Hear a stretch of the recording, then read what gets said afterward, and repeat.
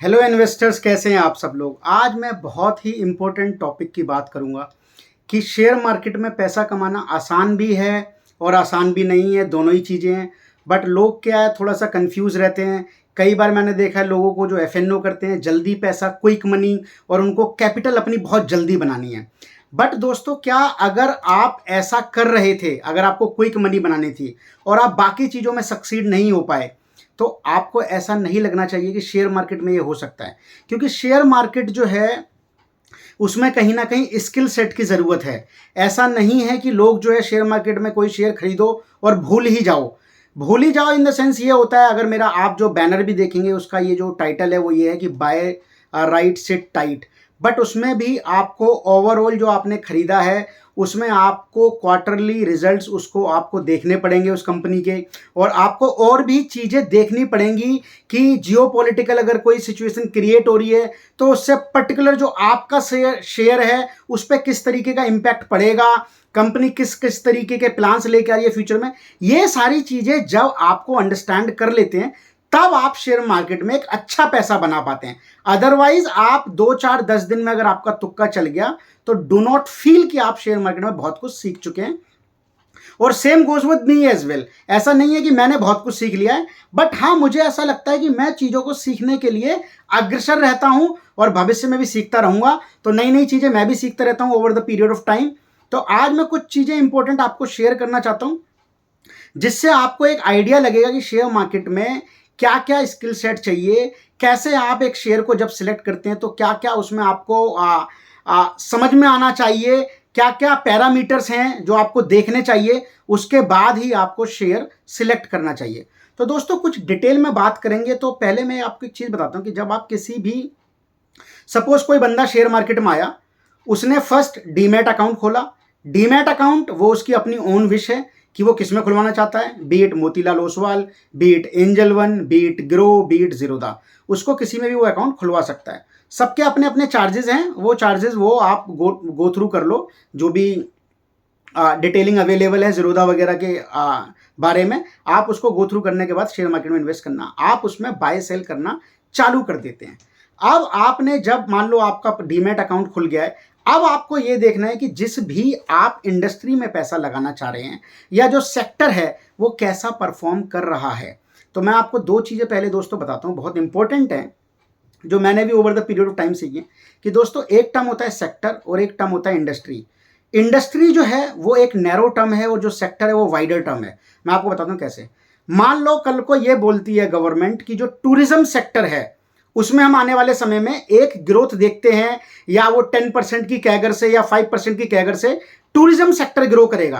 तो tourism sector तो दोस्तों एक वाइडर टर्म है, लेकिन टूरिज्म सेक्टर के अंदर बहुत सारी चीजें हैं। मतलब टूरिज्म सेक्टर का मतलब ये है कि उसमें जो एफएमसीजी कंपनियां हैं उनको भी काम मिलेगा, जो गाड़ियां चल रही हैं रोड पे ओला उबर, अगर टूरिस्ट आएंगे तो उनको भी काम मिलेगा। ठीक है, अगर वहां पे हॉस्पिटल्स हैं उस पर्टिकुलर एरिया में तो हॉस्पिटैलिटी सेक्टर भी ग्रो करेगा। तो आप जो है ये जो हॉस्पिटल है या हॉस्पिटैलिटी है या फिर जो आपका एफएमसीजी है, ये एक इंडस्ट्री है। ठीक है, बट जो टूरिज्म है वो ओवरऑल एक सेक्टर है। तो जो होटल जो मतलब सेक्टर है वो एक वाइडर टर्म है, और उसके नीचे इंडस्ट्री जो है कैटेगराइज कर दी है। जैसे एफएमसीजी इंडस्ट्री हो गई, उसके बाद आपका जो है टॉय इंडस्ट्री होगी, वहां पे खिलौने बिकेंगे, उसके बाद आपका जो है खाने पीने का काम है, या हॉस्पिटैलिटी जो है वहां पे हॉस्पिटल खोले गए हैं। तो ये सारी चीजें धीरे धीरे ग्रो करती हैं। अब आपको ये देखना है कि कौन सी इंडस्ट्री या कौन से सेक्टर में क्या आउट परफॉर्म कर सकता है। आउट परफॉर्म का मतलब यह है कि मान लो आपको लगता है कि अभी जैसे बातें हो रही हैं, अभी बीच में एक केस आया था कि जी मालदीव की जो है वहां पे क्यों जाते हैं लोग भारतीय, वो इंडिया में ही जो लक्षद्वीप है वहां पे क्यों नहीं ट्रैवल करते हैं। तो अगर वहां पे ट्रैवल करते हैं और अगर लक्षद्वीप में सारा सेटअप क्रिएट हो जाता है, या जैसे अयोध्या में इन्होंने भी एक टेम्पल क्रिएट किया राम मंदिर, तो वो एक टूरिज्म सेक्टर को बढ़ावा देगा दोस्तों। वहां पे दूर दूर से लोग जो है पिलग्रिम्स वगैरह आएंगे, तो वहां पे जो खाना बनाने वाले होटल्स वगैरह हैं, ठीक है, स्टे करने के लिए जो रूम्स हैं, गेस्ट हाउस वगैरह, उन सब में ग्रोथ दिखाई देगी। तो आपको ये देखना है कि इसमें भी, इन सारी चीज़ों में भी कौन सा आउट परफॉर्म कर सकता है। तो वो आप उसके लिए कुछ एप्लीकेशन से मैं उसका नाम लूंगा, आप उस पर जाके चीज़ें ट्रैक कर सकते हैं कि क्या है। तो जैसे दोस्तों अगर मनी कंट्रोल है तो मनी कंट्रोल आपको बता देता है कि मनी कंट्रोल किस इंडस्ट्री में कितने पीयर्स हैं, मतलब उसके क्या क्या पीयर्स हैं। जैसे मान लो एफएमसीजी की मैं बात कर लेता हूँ, तो एफएमसीजी में वरुण बेवरेज भी एक कंपनी है, एचयूएल भी एक कंपनी है, मारिको भी एक कंपनी है, ब्रिटानिया भी एक कंपनी है, ठीक है, और ऐसी ना जाने कितनी कंपनी है, एक प्रताप स्नैक्स करके भी कंपनी है।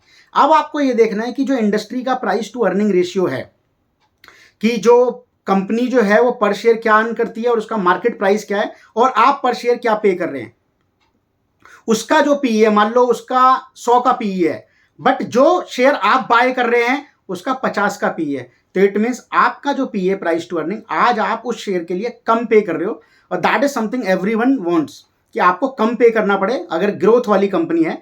वैसे ऐसा रेयर होता है, but if you find any companies of them out of them तो दैट्स ग्रेट। तो आपको ये देखना है कि उस इंडस्ट्री में क्या है।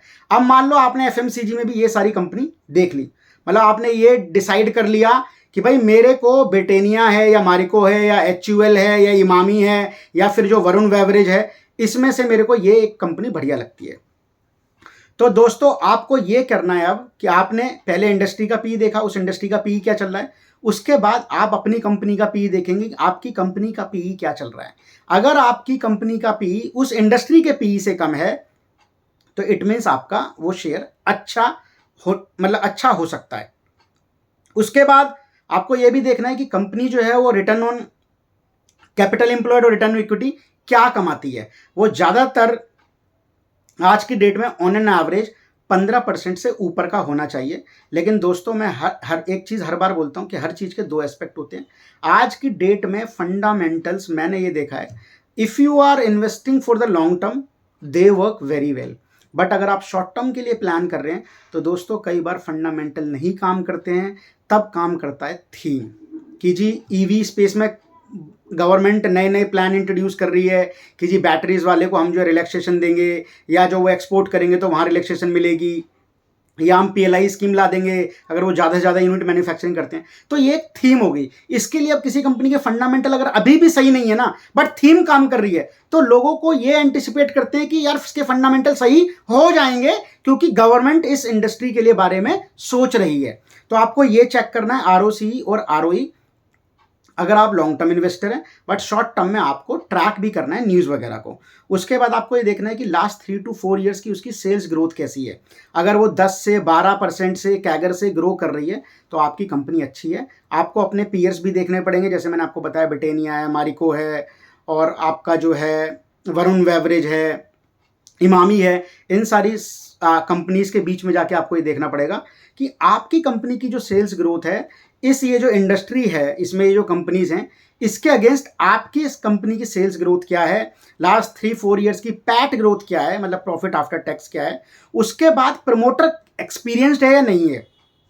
दोस्तों ये भी एक बहुत इंपॉर्टेंट चीज़ है, जिस कंपनी में आप पैसा लगा रहे हो उसको चलाने वाला कैसा है। अगर उसका चलाने वाले के पास 20 से 25 साल का एक्सपीरियंस है, उसने कई सारे फेजेस देखे हैं, वो अच्छा पढ़ा लिखा है, उसके पास्ट में कोई मतलब उसका कोई ट्रैक रिकॉर्ड खराब नहीं है, तो आपको ये चीज़ें भी चेक करनी होती है दोस्तों। आपको केवल ये नहीं कि सेल्स के नंबर देख लिए और प्रॉफिट के नंबर्स देख लिए और इन्वेस्ट कर दो, क्योंकि मान लो कल को मैनेजमेंट चेंज हो जाए तो हो सकता है कंपनी का जो फ्यूचर प्लान है वही जो है वो नया मैनेजमेंट कंसीडर ना कर रहा जो पुराने लोग सोच के गए थे। तो आपको ये भी देखना है, ये सब आपको कंपनी की साइट पे जाके मिल जाएगा।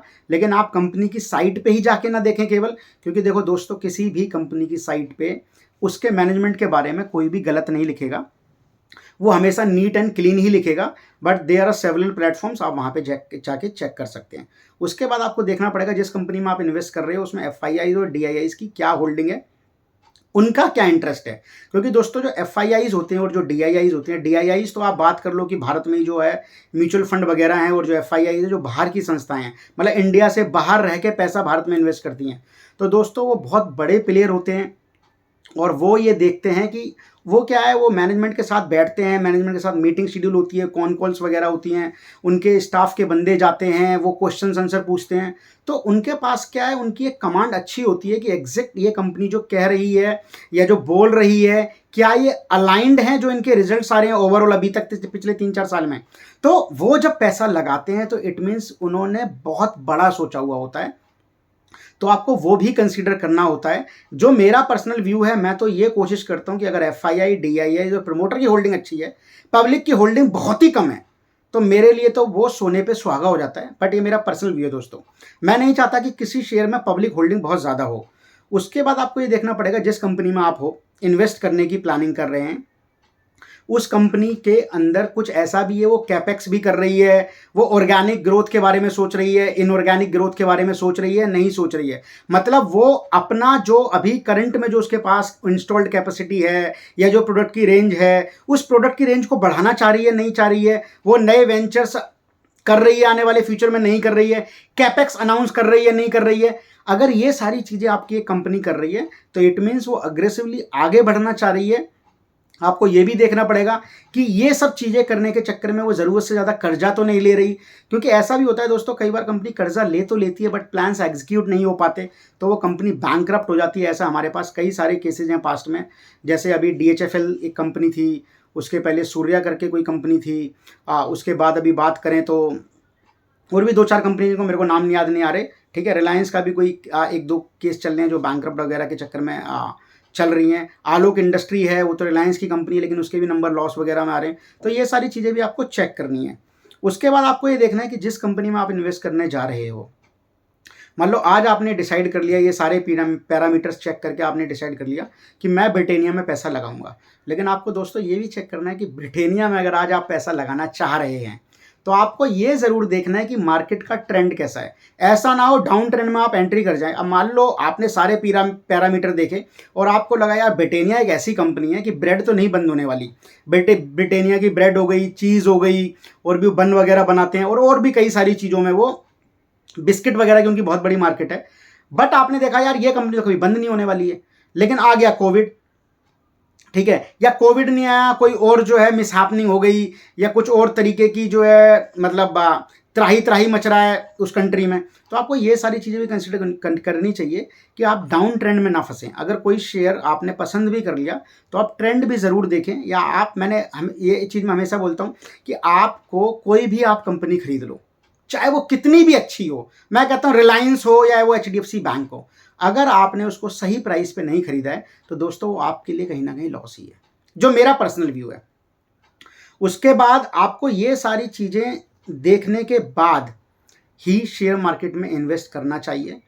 उसके अलावा आपको क्वार्टरली जो रिजल्ट्स होते हैं कंपनी के, कि भाई एक कंपनी है वो अपने हर 3 महीने पे क्वार्टरली रिजल्ट पेश करती है।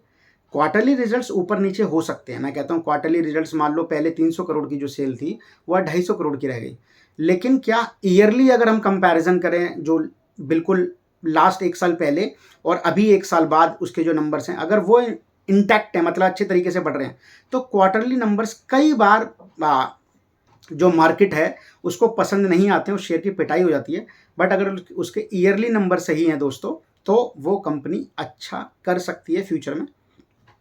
दोस्तों ये सारी चीज़ें कर करके मैंने मार्केट में ठीक ठाक पैसा कमाया है, और आज भी मैं इन्हीं चीज़ों पे स्टिक रहता हूँ। लेकिन हाँ, आज मैंने 1 से 2 चीज़ें बड़ा चेंज कर दी हैं कि अब मैं थीम पे बड़ा डिपेंड रहता हूँ। थीम मतलब जैसे गवर्नमेंट ने कहा जी, हम तो अभी जो एथनॉल की गडकरी जी ने बोली है कि जी हम तो 100% एथनॉल से जो है वो कार वगैरह, 2 व्हीलर, 4 व्हीलर, 3 व्हीलर सब में वो यूज़ होगा। मतलब 2 व्हीलर की तो बात करें, 3 और 4 व्हीलर में तो हो गई होगा। अब इससे क्या है, जो एथनॉल बनाने वाली कंपनीज़ हैं वो अच्छा करेंगी, उनको गवर्नमेंट बेनिफिट्स देगी, तो उनकी सेल बढ़ेगी। तो आपको ये चीज़ें भी चेक करनी पड़ती है। तो कई बार क्या होता है कि आप ऐसी थीम में पार्टिसिपेट करके अच्छा पैसा बना लेते हैं, लेकिन कभी भी फोमो क्रिएट ना करें, जिसे बोलते हैं फियर ऑफ मिसिंग आउट। मान लो आपका कोई फ्रेंड है जिसने एक शेयर खरीदा, मान लो उसने 50 का खरीदा, वो 2 दिन में एक ऐसी न्यूज़ आई कि वो 80 हो गया, ठीक है। अब आपने सोचा यार ये शेयर तो बहुत बढ़ गया है, लेकिन आपने ये नहीं देखा कि वो बढ़ गया है। अगर 50 से कोई चीज़ 80 हो गई है, तो अगर वो 3-4 दिन में इतनी तेज़ी से बढ़ा है, तो दोस्तों कोई चीज़ जितनी तेज़ी से ऊपर जाती है उतनी तेज़ी से नीचे भी आती है। तो आप थोड़ा सा वेट कर लें, आप उसी समय बिल्कुल ना इन्वेस्ट करें, क्योंकि रिग्रेट होता है दोस्तों। और मैं भी फंस चुका हूँ, और मैंने कई लोगों को देखा है जो फोमो के लिए आज शेयर में इन्वेस्ट कर देते हैं, बट बाद में रिग्रेट करते हैं। तो दोस्तों आपको ऐसा नहीं करना है।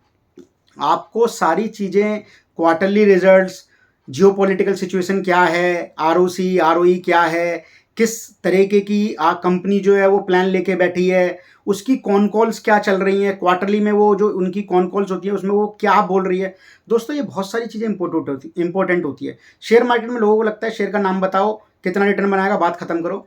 ये बात खत्म करना तब हो सकता है जो स्किल सेट बनता है, जिसके पास स्किल हैं। ठीक है, जिसके पास स्किल्स नहीं है उसके लिए बहुत टफ होने वाला है दोस्तों एंटिसिपेट करना कि कौन सा शेयर अच्छा करेगा या बुरा करेगा। दोस्तों इसके लिए मार्केट में चार्ट्स भी अवेलेबल हैं। I am not saying that कि चार्ट से आइडिया नहीं लगता है, लेकिन चार्ट्स जो है वो ज़्यादातर शॉर्ट टर्म में काम करते हैं। लॉन्ग टर्म में अगर आप इन्वेस्ट करते हो तो आपको फंडामेंटल्स को गो थ्रू करना ही पड़ेगा। तो दोस्तों अगर मेरे जो भी मैंने आपको बताया है, अगर मेरा कंटेंट आपको अच्छा लगता है तो चैनल को लाइक, सब्सक्राइब और इस वीडियो को ज़्यादा से ज़्यादा शेयर करें दोस्तों। आई एम प्रिटी श्योर अगर आप ये सारी चीज़ें देखेंगे, इंडस्ट्री देखेंगे, सेक्टर देखेंगे, उसकी आरओसी आरओई देखेंगे, उसके पीयर्स का पीई देखेंगे, फिर उस पर्टिकुलर शेयर का पीई देखेंगे, उसके बाद 3 साल की ग्रोथ क्या थी, प्रॉफिट की क्या ग्रोथ थी, प्रमोटर्स का क्या एक्सपीरियंस है, उनकी पब्लिक उस पर्टिकुलर कंपनी में होल्डिंग कितनी है, वो उस होल्डिंग को ओवर द ईयर्स बढ़ा रहे हैं या घटा रहे हैं, FIIs DIIs कैसे इंटरेस्ट ले रहे हैं, उनकी होल्डिंग बढ़ रही है घट रही है, एक्सपेंशन प्लान है कंपनी के, नए प्रोडक्ट लॉन्च करने की बात कर रही है कंपनी नहीं कर रही है, मार्केट का ट्रेंड क्या है। अगर दोस्तों ये सारी चीज़ें करके आप मार्केट में पैसा लगाएंगे, आई एम प्रिटी श्योर कि आप पैसा बनाएंगे और बनाएंगे जरूर, क्योंकि मैंने मार्केट में लोगों को देखा है जो ऐसी चीज़ें करते हैं वो मार्केट में पैसा बनाते हैं। तो दोस्तों अगेन मैं कहूँगा अगर आपको कंटेंट अच्छा लगता है तो वीडियो को लाइक करें, चैनल को सब्सक्राइब करें और ज़्यादा वीडियो